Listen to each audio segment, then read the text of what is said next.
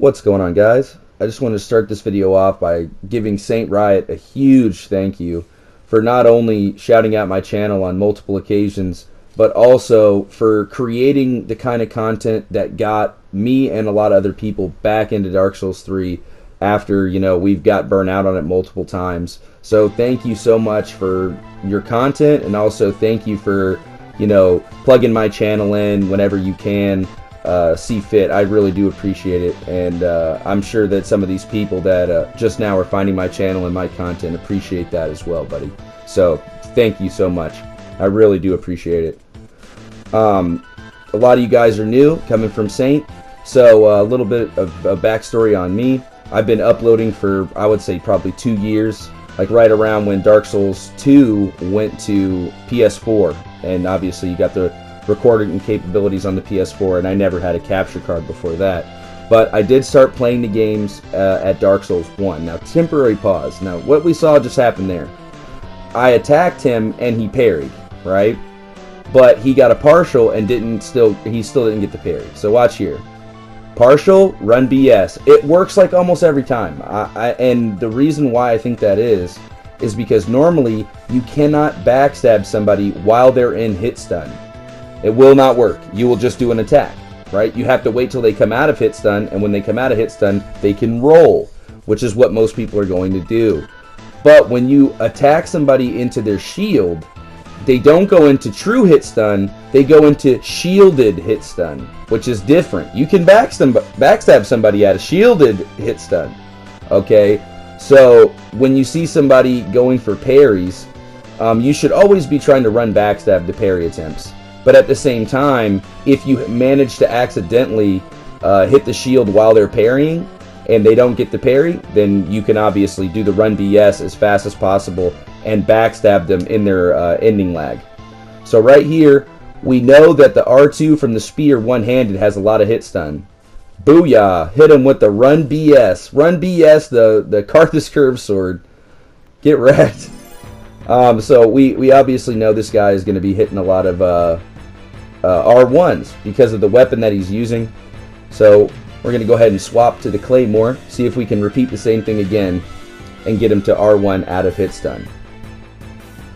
So continuing on earlier, so I've been playing since Dark Souls 1. And a big inspiration to me back in the day was old Martyr's Brigade, Jay Blackno.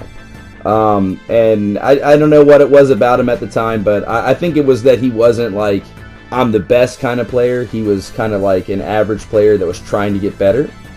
And to me, I was probably at a higher skill level than him in a lot of regards. But it was the fact that he was always trying something new. Is that he was always trying to build creativity in the game. You know what I mean? Get in the community, get more people to not just play the way that they see somebody else play. And that, in my opinion, is what makes the game so good. You don't want to play like somebody else. You want to develop your own style. You want to have your own techniques, your own strategies. And we can see that swap to the straight sword, R1 run BS. Got him. So that's a little bit about my Dark Souls past. Now getting back into the video, so we can see this guy, he's going for nothing but parries, and we're trying to cross him up. Now this can happen a lot of the time if you're trying to do the input too fast, if you're trying to go for the grab immediately. Sometimes you have to lag a little bit and allow that parry to come out so he can't turn the animation anymore. Now we can see here, he's trying to play the same game, so we hit him with the old reverse strafe BS, straight out of Dark Souls 1, and caught him while he was, oh, now you see, what was that? A partial parry didn't succeed. I was able to run backstab him with his R1 spam out of that hit stun. But like I said, you normally can't backstab in hit stun unless it's shielded hit stun. Now perfect read on the parry wake up.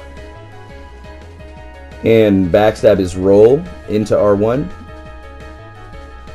Alright, this is a good example of how you should do roll backstabs, alright? You don't want to wait until the animation is almost over. You want to roll early, right at the beginning. You see, his animation was still going as I was standing up to backstab him.